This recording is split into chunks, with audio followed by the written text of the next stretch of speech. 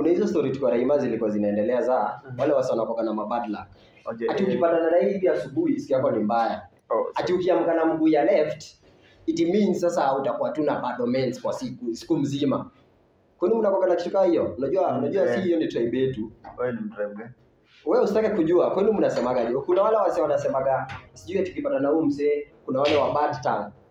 Ati akikwambia kitu mbaya ita happen. Okay, si kwetu. I think kuna wasiokuwa na macho mbaya. A good example, msee akipata mtoi tuseme mtoi mdogo anaoshwa. Alafu sasa unajua ana nguo. Akiona hiyo uchi huyo mtoi anazirai.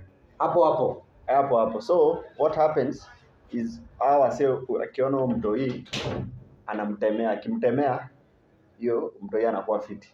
So akishamtemea mate, ni kumtemea mate, that is ukisema kumtemea.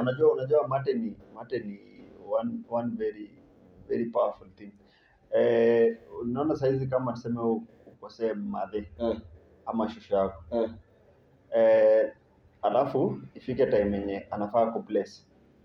Unajua unaweza kosea mzazi, msee ugonjeke kabisa. Ifike time anafaa kubless. So unakujanga unatoa nguo zote.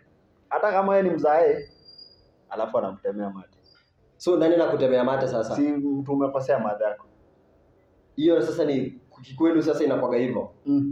So si hii kwetu ni different. Kwetu inakuwa wewe kama umekosea madhe wewe unaenda tu na mbuzi. Unaenda na mbuzi, mnachinja mbuzi hapo, unaita watu wawili watatu wa familia, mnamalizana na hiyo story.